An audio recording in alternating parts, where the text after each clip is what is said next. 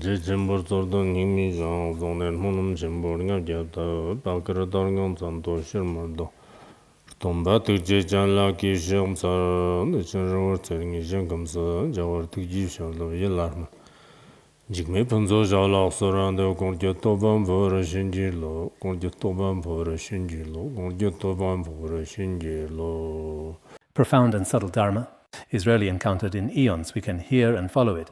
May we fully realize the Tathagata's meaning. To liberate sentient beings, please generate bodhicitta.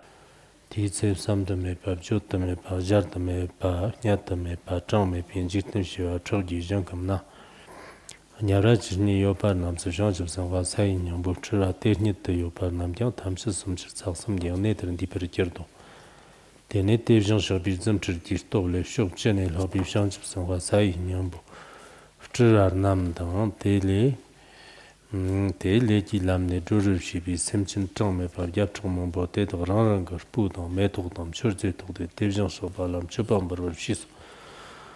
Shanjib sangwa sai nyambo dam nyamdal hoba semchin te dang shanjib sangwa sai nyambo loba lam tienerkib. 어더르시 대비실물 도표 상처랍고 바샤르다 연노 샘진 때더나 응노 가라 도마메 바네 고르네서 캠샹아르소 바 종즈냠메 브른 로아츠 그등은 명하고 대도노 상주성과 사이 냠부 르게 체비 녀제동 샴바동 신드자비 몰름라테네 랑릉금제바 토바고 스캅데르데더 담치섬치작섬디 네서 하그네 셈라 가와도 조아 찻메 바르케데 데브정서발라 멋좀 버프다버시소 디제 산집 정든데 역설지 산집 정든데 역설지 독다비 봉바캬네 삼데메 바조트메 바자트메 바냐트메 바정메 비시아 초진직된데 로비 šan츠선 화산화 전부 사이냐부 트라남게 월라 Жирте ndërkëtëp kafcartovo, da këshnik marrë nga abdoven gjiktin ndërë, sem qak dërër ka nam gjesem raptën dërër qyte, jëng të bëllam në nëzikë përshiso. Testana jëng që qak qytë, që qak niki sem qëm nam gje vëqëm nga mba në zhjërë mani so, tela dërë ki, qëra shivab qëvdi. Tab gje qëmbo lapten në wombur nova gajik la që të përshishën, tapir në la të përshibago. Gevim drewe channan gaji la nandan ji kurve drewe trapar shibago. Momba gaji la yida rambu ti se darar shede lam yang tabala tsabago. Le ngambi semjin gaji la chartar shijang tapir nela tapar kevar mani so semjin tetagna ter tavi chabar chembo yo pe daki kyang. Chira na soban jete duru shibarte semsin lala kibi zisir nawadan, lala vadme kib zisir nawadan, lala ladan, lik zisir nawadan, lala ladan, jik zisir nawadan, lala la zhivodan, naksirdan, chiklongdan, pangjongdan, chivodan, zangwadan, chimigdan, chumba la sobe rgoni semsin tedan, juru shi so yang, lala la yashin jik zikdan, lala la cangbi zikdan, korlo jirik zikdan, gernin jik zikdan, gerwu zikdan, lombo zikdan, danadon jik zikdan, Gerlong dang gerlong ma dang gernin ma ne zong te nyan tu dang zhap chung ba dang rang sang jie dang shang chib sang hui shang chib sang hua la sok bi zik ji tar shi ba go te dang tam shi yang sang ji kun zik zik na ne tar wa na ma yan no kyu ji tu dang da ku kar wa chi ma bo ka sha te darur ka vi dik dik rap ta zar rap ta nam bi sem sin te dang jar shi so Testana da qataror mani badan lekim jevermen bi semsin lala ngansung ne sirton ne dingir chimbo myongwago tiise da qasam chsaksam ji popchang ne nan ji kurwa khtam da kyoki yilla jambra shula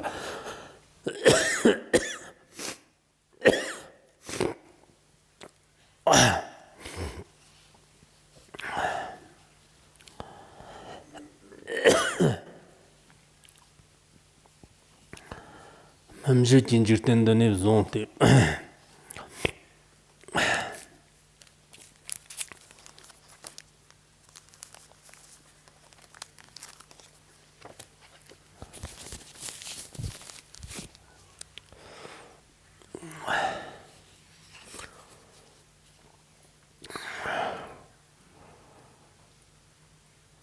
Dokasım çıtaksım di popcanın nandın da yukarı vaktamla kötü yıla çambar şola. Mamjı cinjirten de ne zont. Ozon jarab shambanjik tenji kamsab shumbani semchinde nordungur tamchaktan da prade sound giber long tamba matub jibar da brara shawa yang ti ce jikten tamchi ji shangchu sanwa jikten tamchi ji shangchu sanwa sai nyang bu zhiwa rna makchi rna bakchi de kogzigis kirte dong chima vjir jim sangi Jundan de lander kutok sorto, dagna karwa chi toma me pane, sanji jivshin jivlav laften, zamchir jirto sam jimi ki badan sherab chimbor nam, tobne pshok jinjitnim shiwa chukja kongok longo shimar ni jijin kong nam. Rnamsi jitin rerev jinda chirir kayong shiwa chukja njete, chira rerev jinda semchin shiwa chukja dhorob shi. Dedag jang kumshok zamna kyawsan dhorob chignin koru kien chiya tang, tanda pradem nyingan jinda, Nyanji deva tobra shi ternam sanji ji chula giva shawa chungzu giba te nyangmak chigdang tugbak chigdang shemak chigdang rdupchung chigdang chastse mok chig zamgi givish tsawa giba nam kyang daka rim jin vjarni pambar jechir tobra shi sob chungdan deji teji fshirabr namji leji ngamba semchin tetagla tertir tigle chung varam zad mulgu soji lang samda Sorop chomdande fshirib jile ngambi semchin tedagla ter tada tigle chongrimzad mogu so teni sanji jishangchib sanwa sayi nyambo lafto changhagbar gonen darkato kwafsarto lakso rikjiva keji chirtir tambabjan jisa yarongo keji karwa che tongma me panem ta ibe semchin tamchibdrani fshangchib da sem kene maungwa tedag da yang semchin yongsu changnem ngumbar fshangchibran yaro sayi nyambo sayi monam jimdo le chirwana Chigdan dibi legarte ya nipago.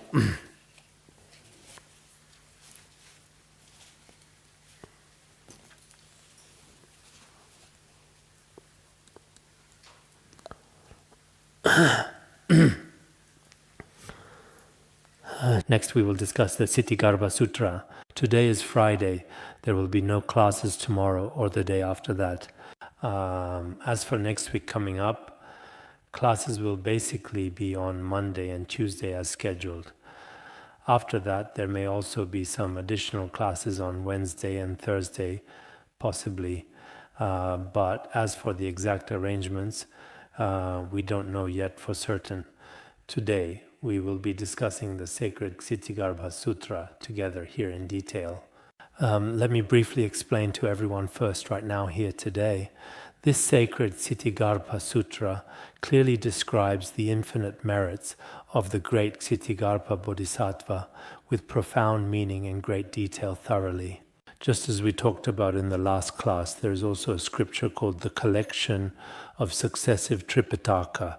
Within the extensive collection of successive Tripitaka, there is a significant and detailed record called the Records of Efficacy of Ksitigarbha Image. In the records of efficacy of Ksitigarbha image, there was a monk in Tang dynasty. This monk usually didn't really care about the property of the monastic community. He did not properly observe the precepts strictly. All day long, his mind and conduct were extremely scattered and undisciplined, with no discipline at all. But later, this person passed away from the human world.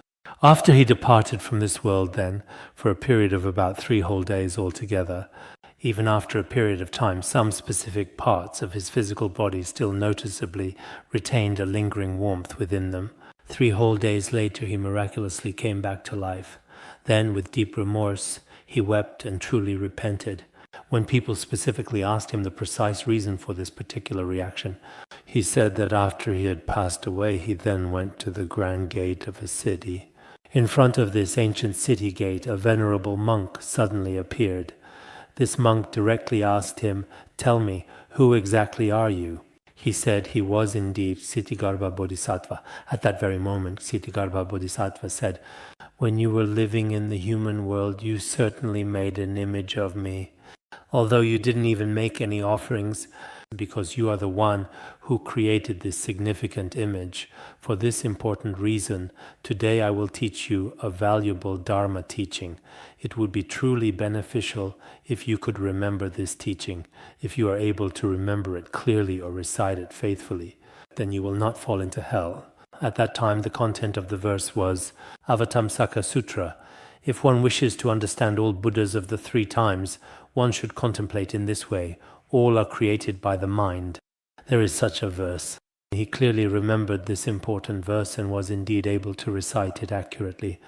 After successfully reciting it, he then continued his journey onward to the grand court of King Yama. King Yama asked him, "What good deeds or virtuous acts did you do while you were in the human world?" At that time, he said that he hadn't done any virtuous deeds, and he hadn't properly observed the pure precepts, among other important things. He had committed many significant sins. The only remarkable thing was that he could clearly remember this one particular verse. Then he said, "I can indeed recite a single verse." King Yama then told him to recite the sacred verse just once. When he recited the profound verse that single time, a great many beings throughout the entire realm of hell were truly liberated. When he recited it again, even more beings were liberated at the same time. At this precise moment, King Yama, with a commanding voice, said, "Stop, do not recite any further," and promptly sent him back. After his return, he immediately woke up. That, in essence, is precisely what happened. After he fully woke up and carefully looked around his surroundings, he then realized that the profound Dharma he clearly remembered was actually derived from the teachings of the extensive Avatamsaka Sutra. It was one of the verses at the end from different versions. One should contemplate the nature of the Dharma realm. All is created by the mind. These last 2 lines, because of different translations, there are slight differences. The one I used is from the verse in Shikshananda's translation of the Avatamsaka Sutra. Afterwards, he also extensively shared his profound and transformative experience with a great many people and earnestly encouraged them to diligently study the profound Avatamsaka Sutra and conscientiously practice the true and authentic Dharma.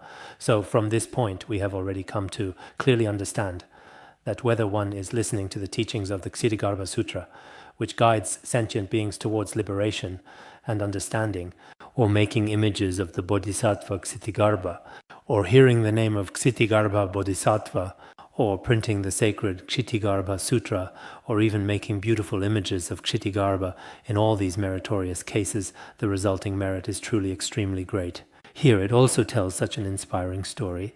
At the beginning, I'd like to tell this particular efficacy story. Then next, it proceeds to talk about the second significant chapter. This second chapter is specifically called the Assembly of Emanations. Here, emanations refer to the various manifestations or incarnations of the revered Ksitigarbha Bodhisattva. Many Ksitigarbha Bodhisattvas in the end all gather together in the Trayastrimsha heaven. This is precisely what this particular chapter is truly about. What exactly is the main and most significant topic being discussed here? At that particular time, many emanations of the revered Ksitigarbha Bodhisattva were present in various different worlds, all engaged in liberating sentient beings. This time, when the revered Shakyamuni Buddha was profoundly turning the sacred Dharma wheel in the glorious Trayastrimsha heaven, all of extraordinary Ksitigarbha Bodhisattvas, Bodhisattva manifestations from various and diverse worlds journeyed and arrived at the illustrious Trayastrimsha heaven. Following their arrival, the Venerable Shakyamuni Buddha then profoundly expounded the true and liberating Dharma for them. This is the kind of manifestation described. Of course, regarding the content discussed here, those of us who truly have faith can readily accept it as truth. But if someone truly has no faith, then some of these principles may be very hard to imagine. That is why, in the Treatise on the Great Perfection of Wisdom, it is also said, the ocean of Buddha Dharma, faith is the means to enter, wisdom is the means to cross. This is the reason it is stated this way. If you wish to truly obtain the Buddha Dharma, which is as vast as the ocean, then to truly gain it, you must rely on faith to enter, and rely on profound wisdom to attain ultimate liberation, or to help all sentient beings cross over to the other shore. At this point it says here, in the second chapter, it is stated that at this time the Buddha had hundreds of thousands of millions of billions, countless, inconceivable, immeasurable, and indescribable beings present. Here, 4 different characteristics describe this. our ordinary minds cannot imagine, and with ordinary language it is impossible to discuss. Our worldly conventional language is simply and utterly inadequate.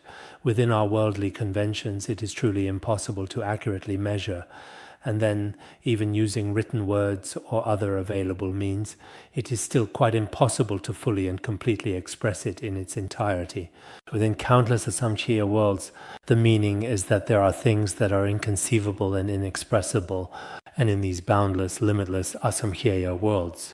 In every hell realm, an emanation of Ksitigarbha Bodhisattva, in reality the worlds are infinite. In these limitless places, the cycle of rebirth within the 6 realms. Within the 6 realms, there are hell realms. If there are beings in the hell realms, then in every hell realm, there is a manifestation of Ksitigarbha Bodhisattva. There are countless, innumerable Ksitigarbha Bodhisattvas. This particular time, they have all collectively come to the magnificent Trayastrimsha heaven palace. So, what exactly can we observe and discern from this significant gathering, whether it is the Buddhas and Bodhisattvas or some great accomplished beings, in the process of liberating sentient beings throughout the countless asamkhya worlds? They are able to manifest in all kinds of forms of sentient beings from the 6 realms in order to benefit sentient beings. Especially within the profound and suffering hell realms, like the Venerable Ksitigarbha Bodhisattva, he also manifests countless, truly boundless emanations of Ksitigarbha Bodhisattva, who compassionately liberate these truly pitiful beings in the depths of the hells. And it's not just Ksitigarbha Bodhisattva. For example, in the biography of Master Tsongkhapa, it is also said that at that time, Master Tsongkhapa was in India, in Nepal, including Wutai Mountain and Tushita Heaven, all at the same time, with many divine emanations or spiritual incarnations manifesting simultaneously and concurrently. In the biographies of the eminent monks and great masters we know, there are also many cases where at the same time, indeed those sentient beings with the right karmic connection could see their forms, hear their Vajra speech, and receive their blessings of wisdom. There are countless such cases, truly very, very many indeed. In the past, when the revered Jetsun Milarepa, a highly accomplished practitioner, was approaching parinirvana at that time, in order to liberate a particularly ill-tempered sentient being, he went to a certain specific place. It should have been in a particular designated location. And then, at a later point in time, he clearly stated, "When I eventually pass away from this life, generally speaking, I do not wish to pass away in a city.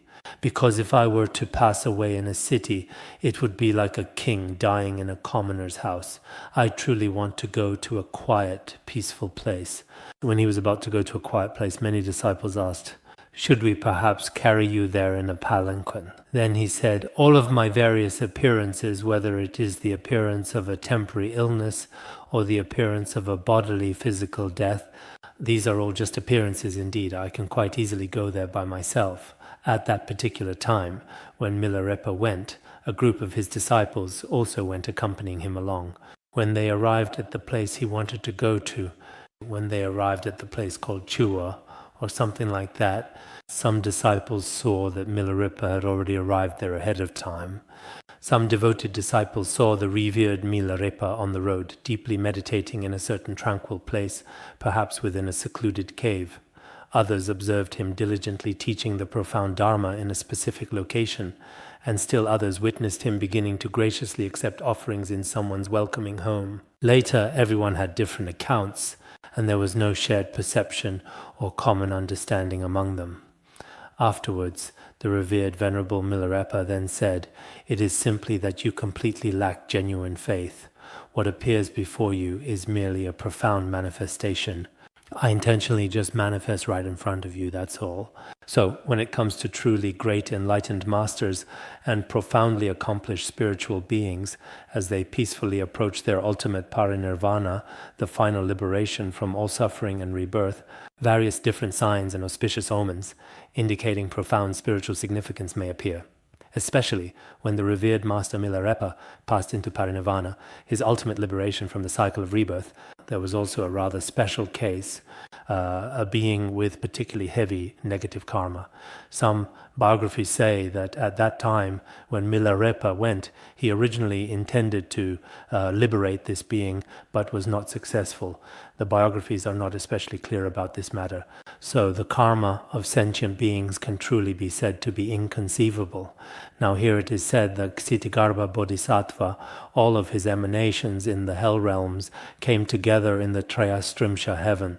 It is described in this way. So from this we can see that this world is truly inconceivable. In the past, when we talked about such inconceivable things, some people might have found it hard to believe.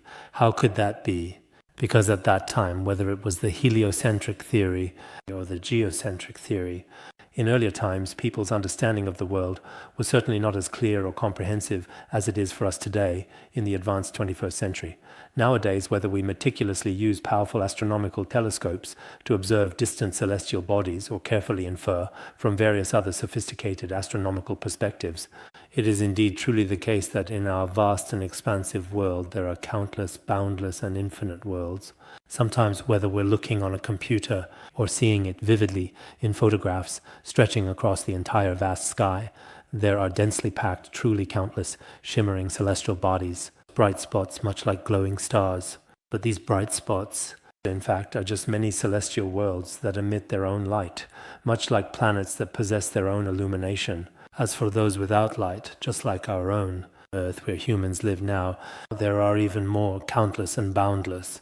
The Earth that we humans currently inhabit, from the perspective of the entire universe, or from the viewpoint of the entire Milky Way, all these enormous, massive celestial bodies, including Earth that we have now, are actually nothing more than a tiny speck of dust in the cosmos, just a very, very small speck of dust when compared to the universe. Looking at it from this perspective, although some of us may think in our hearts that it's indescribable, inconceivable, and beyond discussion, such concepts are a bit hard to accept. But it's not just Buddhist terms and concepts that some of us find hard to accept.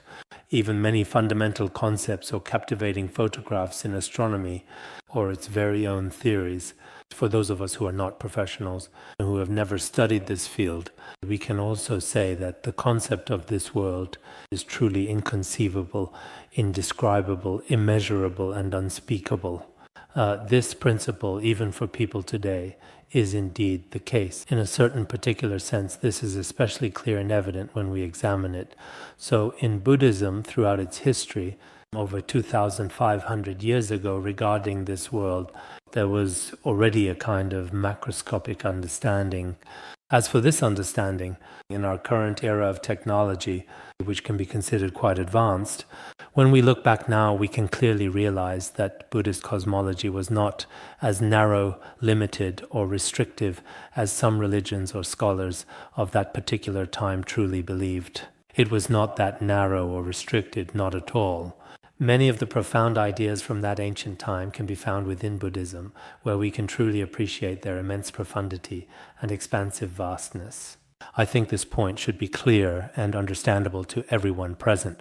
Moving on, we will now delve into a more detailed discussion regarding the Tathagata's profound and boundless miraculous powers, whether it encompasses the innumerable worlds across the 10 directions of the universe or extends to all conceivable aspects and phenomena within existence. Those who attain liberation through Ksitigarbha Bodhisattva, this time the Tathagata's miraculous power, the miraculous power of Shakyamuni Buddha, in all aspects related to attaining liberation, as well as those who have come out of the path of karma, there may be two kinds of people. One is those who have already attained liberation, these emanations of Ksitigarbha Bodhisattva, who liberated beings, have arrived, and in the past relied on the blessings and power of Ksitigarbha Bodhisattva, were inspired and comforted by him, and come out from the path of karma, whether they are all kinds of sentient beings or sages. Each has numbers reaching into the hundreds of millions of nayutas. There are especially many among those who have come this time, some of whom were rescued by Ksitigarbha Bodhisattva, and some were also rescued by Ksitigarbha Bodhisattva, as well as by the Buddha's miraculous power. Because some ghosts and spirits and some worldly beings, They should have been rescued by solely relying on the Buddha's unwavering divine power. Everyone is holding incense and flowers, as well as all kinds of offerings, and have reverently come before the Buddha to present their heartfelt offerings and pay homage to the Venerable Shakyamuni Buddha. Because this sacred scene is imbued with a solemn atmosphere, they respectfully and devoutly begin to make their precious offerings. At this time, the people who came together with Ksitigarbha Bodhisattva, what kind of people are they? These companions who came together were all taught and transformed by Ksitigarbha Bodhisattva. Ksitigarbha Bodhisattva had previously inspired them to give rise to bodhicitta, helped them mature and liberated them.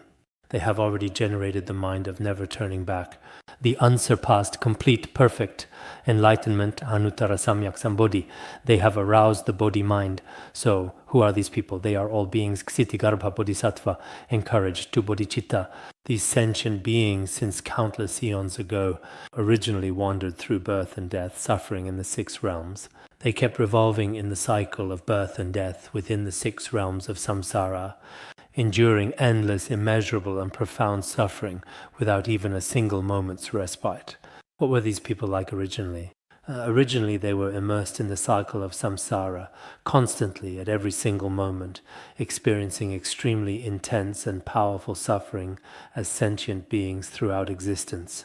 But later, because they relied on extraordinary Ksitigarbha Bodhisattva, with his truly vast compassion and his great, profound, loving kindness, as well as his deeply held and unwavering vows to liberate all sentient beings.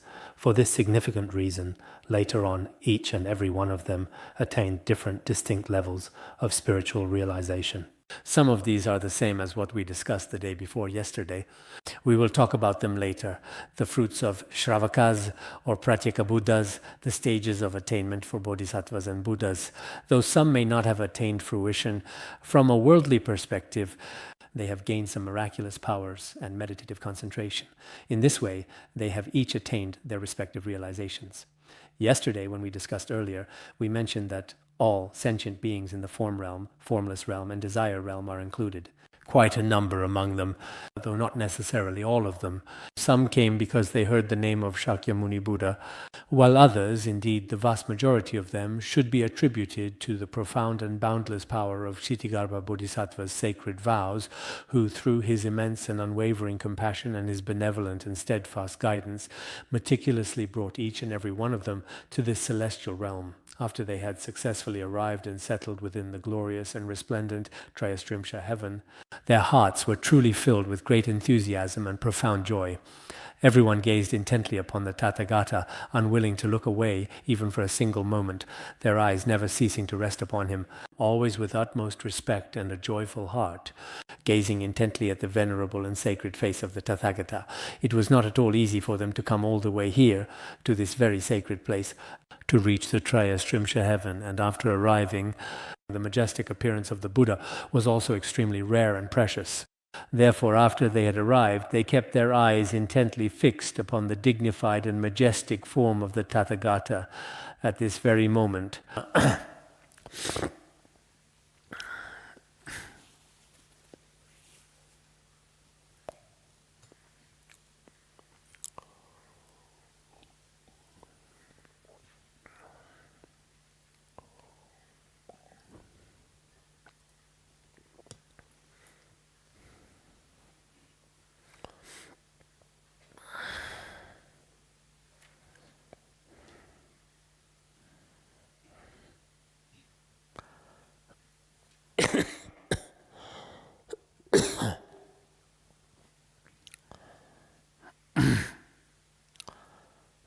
At this moment, Shakyamuni Buddha, with his radiant and golden arms, extended them forth, and then, with profound compassion, gently placed his hand upon the heads. Upon the heads of what kind of sentient beings exactly were these blessings bestowed? On countless, immeasurable, inconceivable, indescribable, and incalculable beings.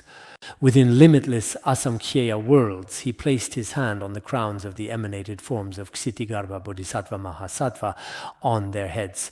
The Buddha possesses a dignified and majestic form, but when he performed the act of placing his hand on their heads, at that very same moment, all of them indeed, The emanated forms of Ksitigarbha Bodhisattva, who had come from worlds that are inconceivable, indescribable, and incalculable.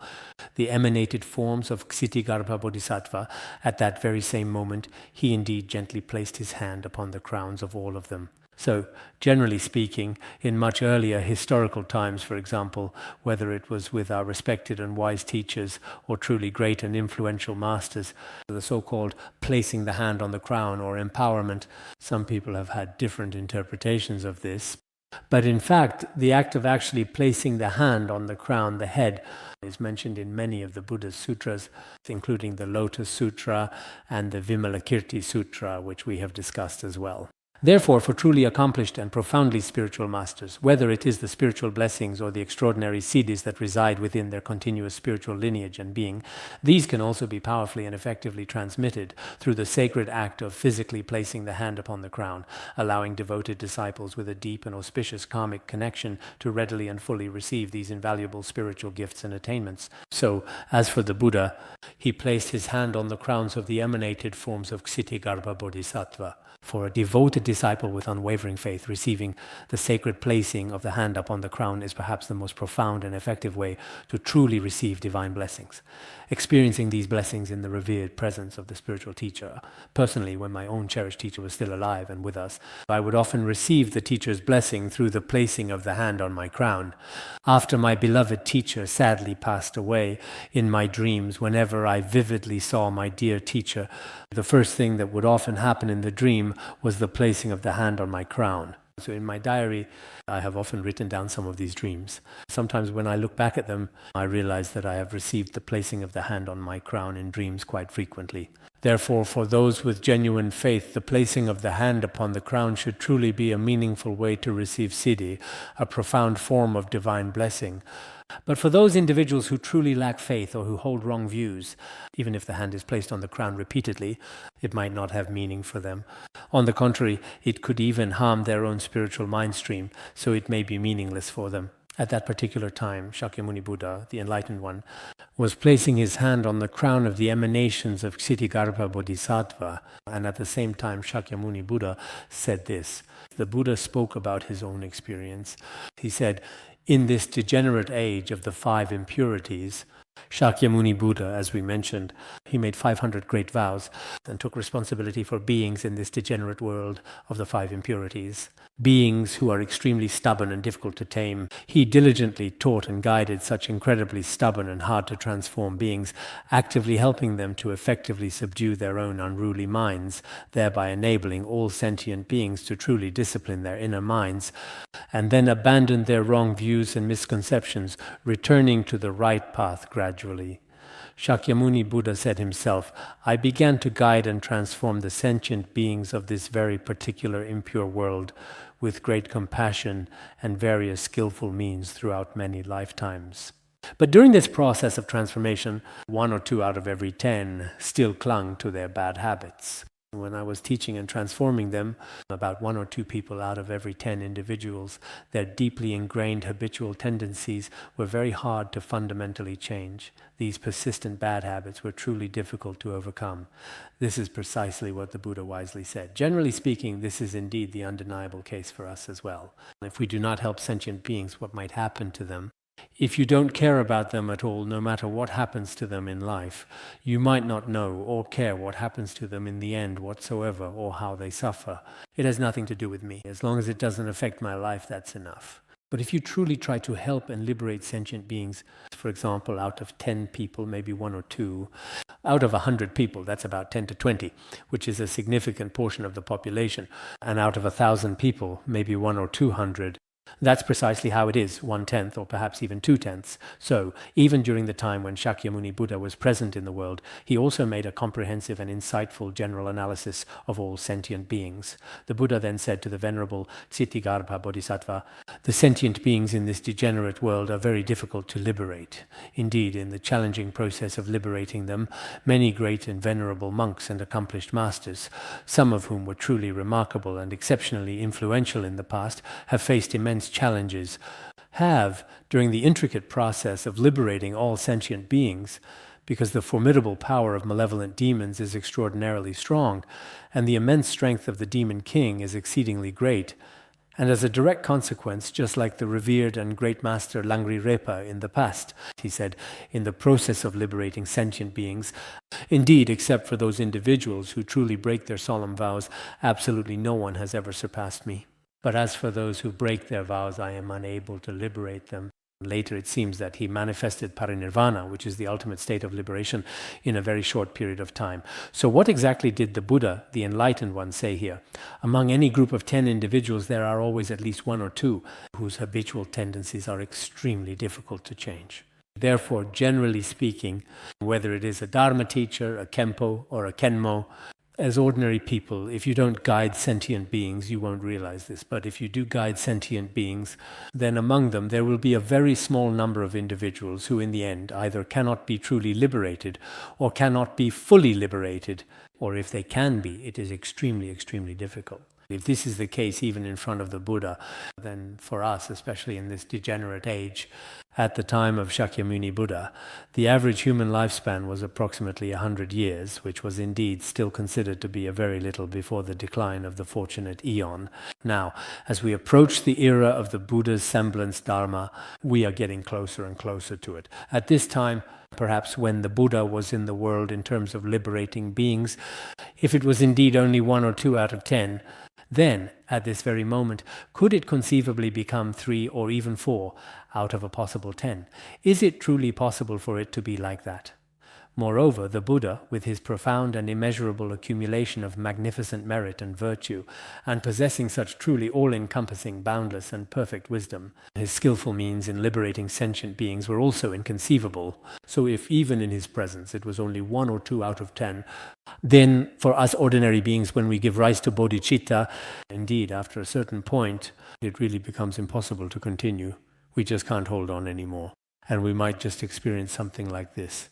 When we carefully read the profound biographies of many eminent monks and truly great masters, for example, their entire spiritual undertakings and dedicated efforts are also thoughtfully divided into many distinct stages, such as the initial foundational stage, the middle developmental stage, and the final culminating stage. Indeed, there are such clear and well-defined divisions. In this particular regard, I sincerely think that for many of us who diligently work to genuinely benefit all sentient beings, including those with some experience and those who are motivated, we should also in our own hearts be prepared in all aspects. Sentient beings in the degenerate age, indeed at a certain point, may encounter all sorts of challenging situations manifesting in many different ways and times.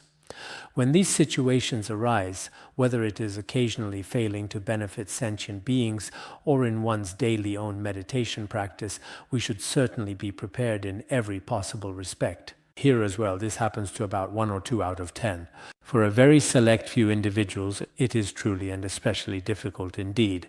Shakyamuni Buddha says below that some of these can be explained, and he explains the entire process of Shakyamuni Buddha benefiting sentient beings, whether it is through his numerous divine emanations or sacred spiritual incarnations, or in response to these particularly negative sentient beings. How does he manifest himself? There may be 2 ways to explain this, but generally speaking, when Shakyamuni Buddha manifested countless emanations to benefit sentient beings, in fact, there were hundreds of thousands, even millions, which is an extremely, truly large number, right?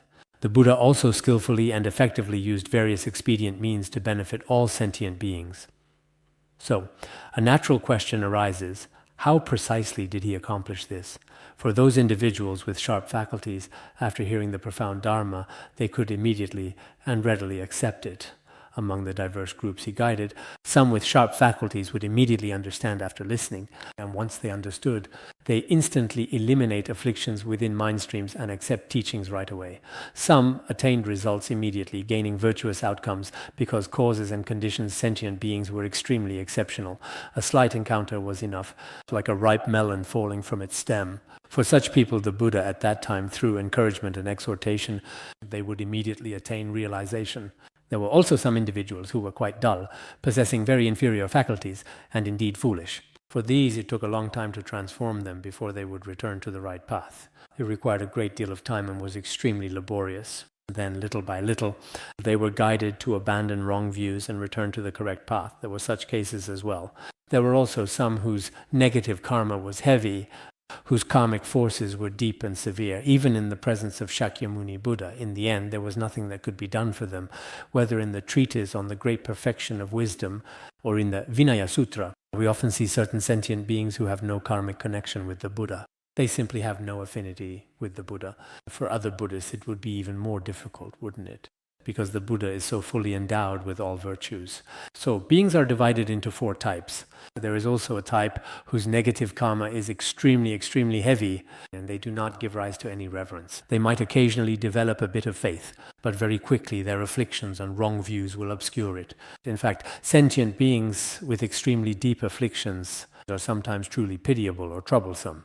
It's possible that a single being could have the afflictions of 100 people, or perhaps possess the afflictions of 10 people all at once. This is entirely possible, because whether it's wrong knowledge or wrong views, or suffering or jealousy, they are fully endowed with all kinds of afflictions. In such cases, even the Buddha finds it very difficult to transform such beings. They do not give rise to reverence, because they lack respect. They have no faith and no sense of fear either. How can such beings be guided or transformed? It is extremely, extremely difficult. Therefore, the Buddha categorized people into 4 types here. One type is those with sharp faculties who attain results immediately. And then there are the foolish and those with heavy karmic obstacles, 4 types in total. The Buddha further said regarding these sentient beings, in fact, each person's karmic forces from previous lives are different. The differences in their spiritual capacities are vast and varied, extremely great. Some people, if you just speak a little bit of Dharma to them, are moved to tears and can immediately accept it.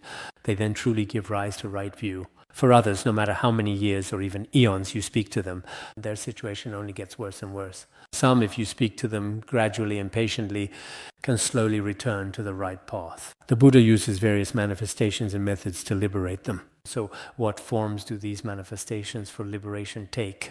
Because sentient beings have different spiritual capacities, as mentioned below, some appear in the form of wise men to personally guide them, while others appear in the form or unique identity of women to gently guide them through various situations in life. There are also those who manifest as heavenly beings, dragons and the like, and some appear as ethereal ghosts or extraordinarily powerful deities.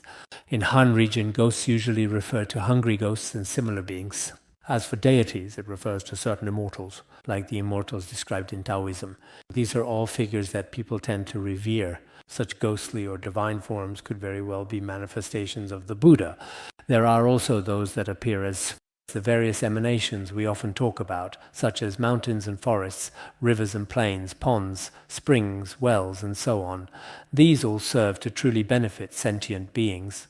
All these forms can be means for beings to attain liberation.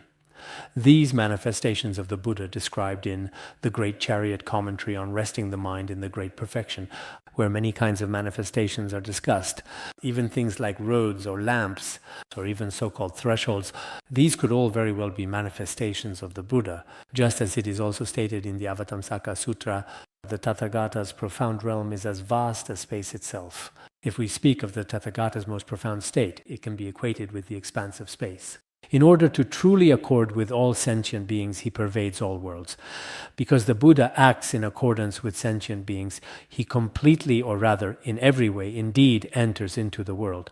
In this particular way, what may profoundly appear to us, whether as an ordinary typical male or female form, or even as majestic mountains, flowing rivers, and countless other diverse manifestations of existence, in fact, all bear the aspects of Buddhas and Bodhisattvas. It is very possible that those individuals we often cannot truly stand, whether they are enemies we deeply resent or even truly evil people, may appear to be that way on the surface. But in reality, they are also benefiting sentient beings in different ways. This is entirely possible. Therefore, in Buddhism, this important teaching is commonly called manifesting numerous various forms through transcendent illusion. For practical example, manifesting as celestial Indra or supreme Brahma, or appearing in the form of the Brahma king, or as a truly great wheel-turning king, presidents or heads of state of various countries, or those powerful kings, or manifesting as devoted lay practitioners, truly indeed. And among lay practitioners there may be upasakas, but here it should explicitly refer to other people, such as the so-called venerable elders or generous benefactors, or appearing in the distinguished form of a powerful king, previously recognized as a great wheel-turning king, and here specifically as a reigning king, or appearing as influential prime ministers or other significant officials. Officials here are equivalent to today's leaders, such as provincial governors, these kinds of influential officials, or manifesting as revered bhikkhus, dedicated bhikkhunis, or other formally ordained spiritual individuals who serve in various capacities, or as lay Buddhist practitioners, such as upasakas and upasikas, and even as accomplished beings, such as the Shravakas and the Arhats. Arhats are those who have attained spiritual fruition, while Shravakas here may not have indeed truly attained the highest fruition yet, including stream enterers or those on the path, once returners or those on the path, non-returners or those on the path, and those on the path too, or who have attained arhatship, and also pratyeka Buddhas, that is, solitary realizers, and even as bodhisattvas and so on, to benefit all sentient beings and ultimately guide them to true liberation. In this way, not only does the Buddha truly appear before us in his very own unique form, it's not just the Buddha's form alone. Nowadays, when many people currently often visit sacred temples, they show great reverence to the Buddha. Oh, he is the one who liberates us. But as for others, including many people around us, we think this is a Brahmin, this is an Upasaka, this is a monastic, and we have no sense of reverence at all. We never consider that among them there could be manifestations of Buddhas or Bodhisattvas. So the Buddha himself said, when I liberate sentient beings, if I were to enter the world only in the form of a Buddha, I'm afraid I wouldn't be able to liberate them.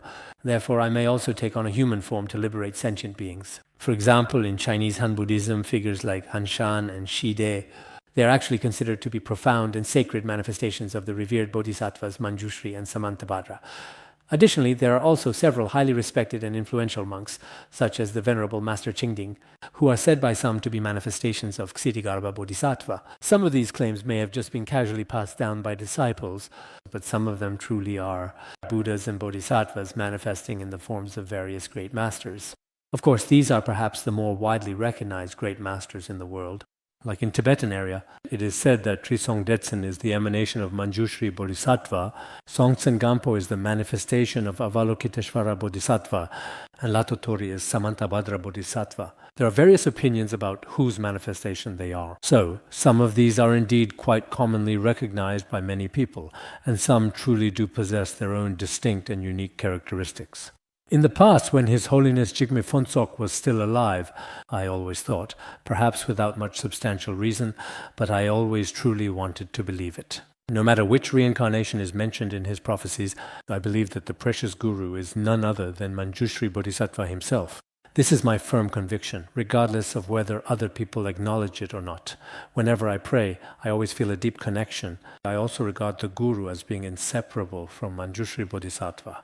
Everything that the Guru says, everything that he does, and everything that he teaches, I view it all with a completely pure and unbiased perspective. In this particular way, I genuinely feel that for someone like me, truly burdened with very heavy negative karma, I must have indeed received a great deal of Manjushri Bodhisattva's wisdom, as well as Manjushri Bodhisattva's blessings and Manjushri Bodhisattva's unique compassion. I have always strongly believed this. Of course, in some biographies of His Holiness, it is said that he is the emanation of Lerab Lingpa, and there are indeed many different historical accounts, including that of the powerful Damchen Dorje, among several others. There are various accounts of emanations of Guru Padmasambhava as well, but other people's views are just their own opinions. Perhaps I have reasons, or perhaps I just don't. However, throughout the entire process of relying on my dedicated teacher, I learned a great deal. I have regarded my Guru as the true Manjushri Bodhisattva. Personally, this is how I am, and it remains so even now. Even now, I often, whether practicing Guru Yoga or when you sincerely, devotedly pray at home daily, because the Venerable Master has truly many sacred, traditional, authentic rituals and deep meditation practices in Mount Wutai, it is absolutely indeed a truly core and vital, essential, basic requirement to treat the Guru and Manjushri Bodhisattva are one, and we do receive a lot of blessings. We often recite in His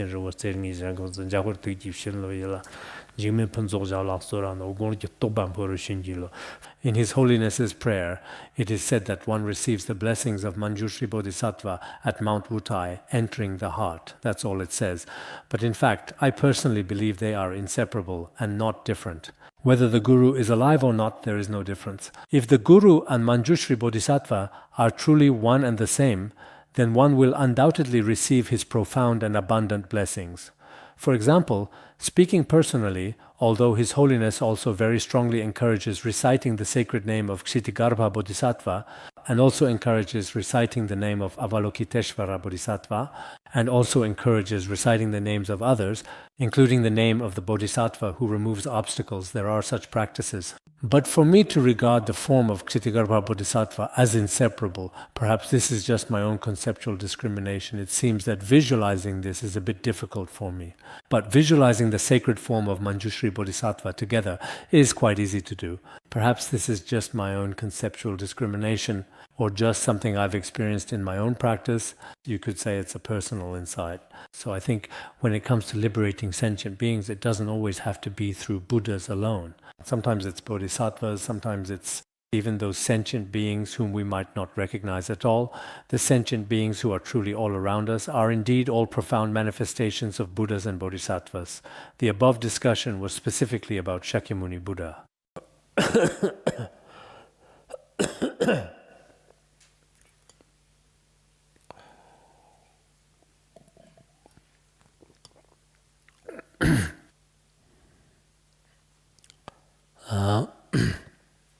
Next, the Buddha instructs, "You should observe and understand how, over countless and immeasurable eons, I have diligently and persistently endured numerous hardships and immense difficulties in order to liberate such difficult to transform, stubborn, and suffering sentient beings." He says, "Look at me. Throughout many long lifetimes and countless eons, I have truly practiced with such great diligence and indeed endured so much considerable hardship." Of course, the Buddha did not actually experience such pain or sorrow. These feelings truly do not exist for him. But in appearance, it does seem that way, especially in the degenerate age, when it comes to stubborn, hard-to-transform sentient beings. It is very difficult to liberate them. These stubborn, hard-to-transform and suffering sentient beings, indeed, sometimes sentient beings are especially stubborn and resistant to transformation. No matter how you try to explain it with the Dharma, it just doesn't work. Even if you use worldly methods, it's still impossible. Even if Shakyamuni Buddha himself appeared before them, it might still be of no use. There truly are such stubborn and hard-to-transform sentient beings. So the Buddha says, "Look, it has not been easy for me at all to liberate such stubborn and hard-to-transform sentient beings. And as for those who have not yet been tamed, they follow the force of their karma. Because at that time, those whom Shakyamuni Buddha could not subdue, they would certainly follow the retribution of their past karma. They might indeed fall into the great and evil destinies and experience profound suffering. At this crucial point, Ksitigarbha Bodhisattva, you should remember what exactly? When I was in the heaven of the 33, that is the Trayastrimsha heaven, I gave you instructions, conveying my deepest trust and expectations. I earnestly entrusted you, or you could say, commissioned you with a profound mission. This mission is to save the extremely difficult to liberate sentient beings who reside within the challenging and complex Saha world, a realm filled with suffering and obstacles. It is solely up to you to liberate them." Later in the sacred chapter on solemn entrustment, when the great responsibility was carefully handed over, Shakyamuni Buddha also said compassionately at that crucial time, "Those whom I am currently unable to liberate this time, the most especially difficult to save sentient beings, they must truly be entrusted to you, Ksitigarbha Bodhisattva. You must not leave a single one behind. You have to save all of them." That is indeed what he said at the time. The Buddha required him to always keep in mind the salvation of sentient beings. When it comes to saving them, only you, Ksitigarbha Bodhisattva, can do it. These last sentient beings must be saved. Perhaps not everyone can be like the Buddha or Ksitigarbha Bodhisattva, but especially for Dharma teachers who expound the teachings, perhaps in your own work of spreading the Dharma and benefiting beings, it would be best if you could save all the sentient beings with whom you have karmic connections. But if you truly have no way to save them, you should also be truly prepared to entrust them to others with whom they have a strong affinity. When you really have no way at that time, because you simply cannot do it, even though you may have tried extremely hard, hoping to save them all. But in the end, if you truly cannot save them, perhaps you might be able to find others who are more suitably qualified to help them with their needs. I think for many people it's impossible to. Even the Buddha could not save everyone. In this age of 5 degenerations, let alone saving others, even planting a virtuous seed is difficult. Karmic connections of beings are inconceivable. Some are saved by Manjushri Bodhisattva, while Ananda is unable to do so. There are some whom even Manjushri and Avalokiteshvara cannot save, and only Ananda and Kashyapa are able to help them. Such phenomena definitely exist, and we are the same way. For example, when we wish to wholeheartedly benefit sentient beings, we might actually end up harming sentient beings instead of benefiting them. If we entrust the care of this sentient individual to someone else, for example, if today there are so many people present and I truly have no way to help, if I hand them over to someone else, perhaps if the karmic connection is truly very right, when the conditions are favorable, they may quickly attain liberation. This particular approach is also very important indeed. Here, it is also explicitly mentioned that when you think of the Trayastrimsha heaven, I have already explained it to you very clearly. The sentient beings of this Saha world, when Maitreya Buddha appears in the world, according to calculations, it will be 5,670,000,000 years from now. When Maitreya Bodhisattva becomes a Buddha and appears in the world, at that time they will attain liberation, be free from all suffering, and receive the Buddha's prediction of enlightenment. At that time, when the Buddha gathered all the emanations of Ksitigarbha Bodhisattva, when all his emanations had fully assembled there, he then gave such a profound instruction. From this significant event, we can clearly see that even the enlightened Buddha, when it comes to certain deeply entangled sentient beings, truly has no effective way to ultimately save them. Though Ksitigarbha Sutra does not reach the end, it's important to note in the Sutra of Ksitigarbha, these emanations of Ksitigarbha Bodhisattva come here, and after they arrive, the Buddha gives his final instructions. I wish to save all sentient beings in this degenerate world, but in the end it is impossible to save them all. Only a few can be saved, and that task is entrusted to you, Ksitigarbha Bodhisattva. This was explained to him very clearly and precisely. So in this particular way, everyone should also be completely clear about this matter. At this time, all the emanated Ksitigarbha Bodhisattvas from all worlds merged into a single form. Originally, as mentioned earlier, they were beyond description and beyond words. So many Ksitigarbha Bodhisattvas. These Ksitigarbha Bodhisattvas were assigned to different hells to save sentient beings. After all arrived, the miraculous manifestations of Buddhas and Bodhisattvas are also inconceivable. They immediately transformed into a single form of Ksitigarbha Bodhisattva. Then tears streamed down their faces, showing profound expressions of deep and heartfelt sorrow. Then, with utmost reverence, they addressed the venerable Shakyamuni Buddha in this solemn way. The great Ksitigarbha Bodhisattva, with immense wisdom, said, "Since countless eons ago, throughout immeasurable time, in fact, it is truly through the divine blessings and enlightened guidance of the Buddha that can attain inconceivable miraculous powers." Ksitigarbha Bodhisattva said, "I rely completely on the most revered, compassionate Shakyamuni Buddha and have already attained inconceivable miraculous powers as well as truly great wisdom." Of course, only the Ksitigarbha Bodhisattva indeed has the ability to manifest so many emanations. Otherwise, for others, it'd be impossible to enter the hell realms, let alone even indeed the hells of so many worlds. Even just entering a single hell realm might not be that easy, really. So he says, because I have received the Buddha's great blessings, miraculous power, and profound wisdom, I have already manifested throughout worlds as numerous as the sands of hundreds of thousands of millions of Ganges rivers. In each and every world, I constantly manifest hundreds of thousands of millions of bodies, and each individual body saves hundreds of thousands of millions of sentient beings universally, guiding them all to take refuge in the three jewels, so that they may forever leave behind all the endless and suffering cycles of birth and death, and ultimately attain the profound and peaceful state of nirvana. Here, relying on the immense and compassionate Buddha's blessing power, the great Ksitigarbha Bodhisattva tirelessly saves all suffering sentient beings from their karmic burdens. So how does Ksitigarbha Bodhisattva save sentient beings? Look at the countless worlds and the countless manifestations guiding sentient beings to take refuge in three jewels so that they ultimately escape birth and death. In fact, taking refuge in the three jewels is truly very important. If after taking sincere refuge, you are among the sacred community of the three jewels, whether you are ordained or a layperson, as long as you do not commit great negative deeds in your lifetime, and you maintain profound respect and unwavering devotion toward your teacher and the three jewels, even if your practice is not particularly diligent, even if you are not especially diligent, as long as your view remains unchanged up until the moment of death, and your conduct remains consistent, and you continue with your recitations and practices. If all these remain unchanged, those who have taken refuge in the three jewels are described in the Sutra of Recollecting the Three Jewels. they will not fall into lower realms. They will not fall into the lower states of existence. This is extremely important for us as well. Therefore, here too, one first takes refuge in the three jewels, then is forever freed from samsara, and finally attains nirvana. As for this point, Ksitigarbha Bodhisattva truly possesses this ability, this kind of truly immense power, and such a profound and great strength of aspiration. The Sutra of the 10 Wheels of Ksitigarbha also explicitly states the truly courageous one, named Ksitigarbha, manifests the sacred appearance of a monastic. In actual fact, Ksitigarbha Bodhisattva, the profound meaning of Ksitigarbha, also refers to a vast treasury of merit, and also to his great courage in liberating sentient beings. Moreover, he appears in the form of a monastic.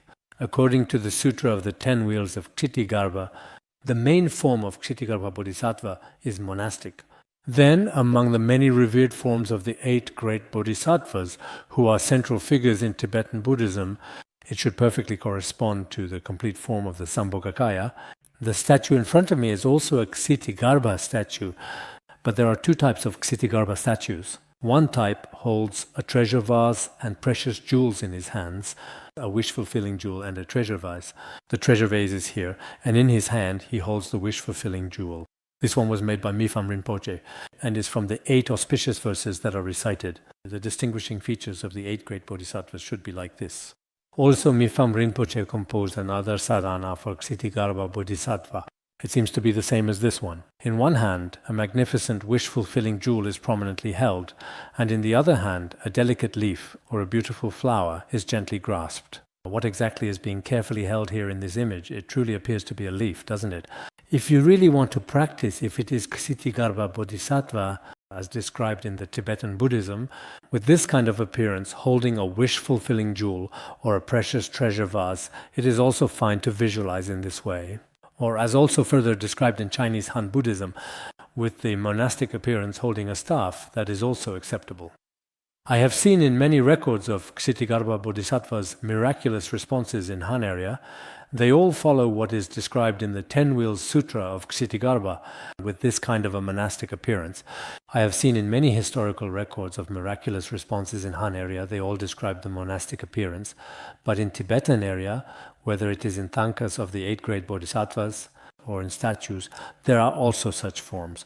So sometimes indeed, in fact, it is fine for us to use the Tibetan Buddhist image of Ksitigarbha, and the Chinese Han Buddhist one is also acceptable.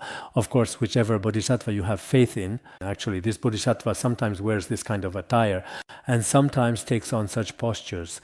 All of these should be considered reasonable. But when it comes to good deeds in the Dharma, Ksitigarbha Bodhisattva clearly said that whatever good roots are created, good roots are always created. Good roots will bring lasting results, results that matter eternally endure.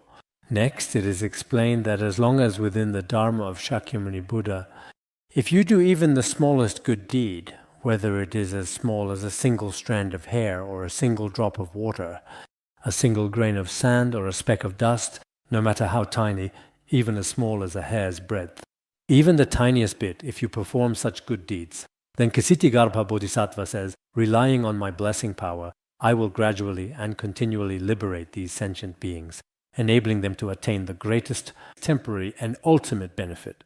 Therefore, whether we truly rely on an image of Ksitigarbha Bodhisattva, or indeed on the Sutra of Ksitigarbha, or on the sacred name of Ksitigarbha, anyone who forms a connection with Ksitigarbha Bodhisattva, even if it is just a very tiny, indeed a truly good root, this should be considered the absolute best kind of connection for all sentient beings. Because if we do not rely on him, if we haven't even done the slightest good deed, then there is no way to attain liberation, no way to form a connection.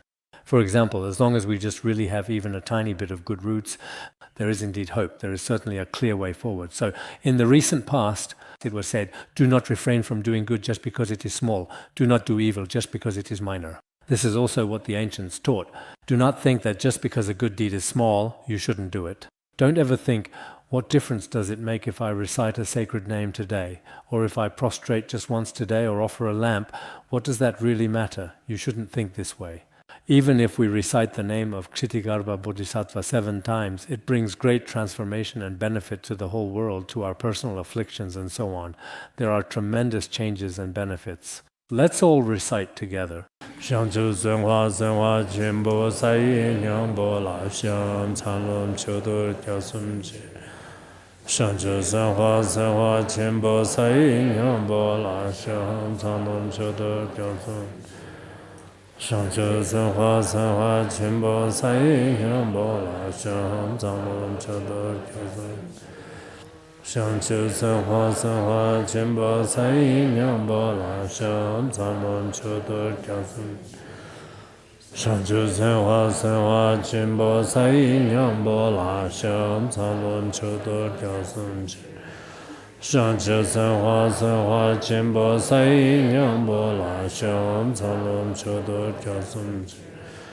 Shangchu Senhua Senhua Jimbo Sai Nyambo La Xiang Chanlum Chodur Gyasum Je O Sai Nyambo Ji Tu Ji Dom Zabar Monam Jin Zui Ni Bi La Mei Yi Xi Jim Zhi Jin Zha Din Zha Kun Ro Da Son Gir Vre Xiu. At that time, Ksitigarbha Bodhisattva, with profound compassion, said this. He said, even if you do just a tiny good deed within the Dharma, I truly have a reliable way for these sentient beings to indeed attain liberation. Ksitigarbha Bodhisattva then respectfully said, I only wish, world-honored one, my great revered teacher, that you do not worry about the evil beings of future generations. Shakyamuni Buddha, please entrust these wicked and pitiable beings to me. You don't need to worry. You can be completely at ease. Ksitigarbha Bodhisattva made this vow to the Buddha 3 times. Declaring it repeatedly, the promise was firm. His commitment stayed steadfast. He said, I only wish, world-honored one, that you don't worry about the evil beings of future generations. Ksitigarbha Bodhisattva especially focuses on those particular evil beings, those whose karmic obstacles are extremely heavy. Indeed, Ksitigarbha Bodhisattva has a way to help them. At that time, he repeatedly said this 3 times before the Buddha. Even the most disobedient, the most stubborn and difficult to transform, those bad people whom even you cannot help, if you entrust them all to me, I still have a way. Please rest assured, O world-honored one. Indeed, even in this very age of the Dharma's decline, whether we are trying to help sentient beings, or we ourselves are deeply troubled within our own mind stream, if we sincerely pray to Ksitigarbha Bodhisattva, it is truly the immense power of Ksitigarbha Bodhisattva's great vows.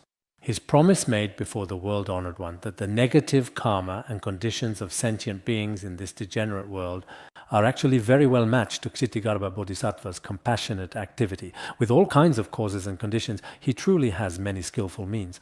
Otherwise, we sentient beings in the age of 5 degenerations are sometimes truly pitiable, to the point where words truly cannot describe it, extremely pitiable. That is precisely why, here in front of the revered Buddha, he repeatedly instated, all evil beings, please leave them to me. I have the complete means to help them. Later, Ksitigarbha Bodhisattva also made this promise again and again.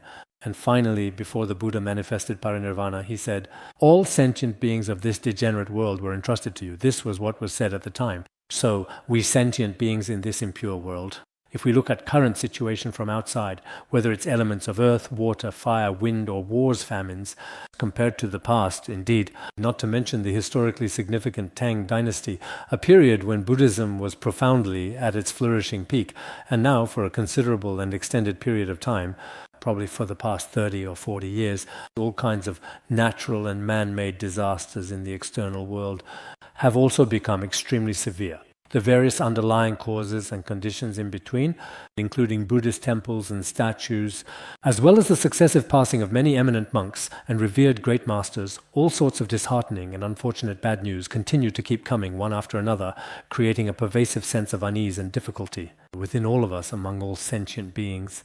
Indeed, within the human experience, there is the presence of greed, anger, ignorance, jealousy, and arrogance, as well as all sorts of other detrimental influences, including flattery and hatred. These represent the secondary and primary afflictions that plague the mind. They surge up relentlessly, much like powerful, ceaseless waves in the vast ocean, and are unfortunately increasing in their intensity and prevalence day by day. At such a time, it is truly necessary to have Buddhas and Bodhisattvas with extremely strong aspirations. Otherwise, it is very difficult to truly change the negative conditions of all sentient beings. Generally speaking, in the early kalpas, when the Dharma was truly flourishing in the past, and the afflictions of sentient beings were relatively weak, There may have been many Buddhas and Bodhisattvas too. There were also many eminent monks and great masters, those who attained realization or achieved accomplishment in practice. All the positive conditions in every aspect were fully present. But now, in this degenerate age, in many respects, there is indeed a need for beings like Ksitigarbha Bodhisattva, those who possess truly great power, such as the revered Tara or the enlightened Guru Padmasambhava, are truly remarkable figures. If sentient beings pray with truly and very urgent, sincere faith, perhaps things can be fundamentally transformed. Even if they cannot be changed, it is still the karma of sentient beings, and also our own karma. There is nothing we can do about it either. So in this regard, everyone should also reflect. Finally, the Buddha praised Ksitigarbha Bodhisattva with delight, saying, "Excellent, excellent. I truly and deeply rejoice in all your noble and compassionate actions. You are able to fully and completely fulfill the vast and profound aspirations you have made over countless eons of dedicated effort. Ksitigarbha Bodhisattva, throughout countless eons of time and unwavering commitment, the vows you made to spread the Dharma and benefit sentient beings are extremely powerful. Your activity to liberate beings is also extremely complete. In this way, you will be able to attain Buddhahood, because when all the activities of spreading the Dharma and benefiting sentient beings are finally complete, Ksitigarbha Bodhisattva never said he would never become a Buddha. Ultimately, when all the arduous activity of liberating all sentient beings is completely finished, he will also certainly attain full Buddhahood." All right, that's all for today's discussion.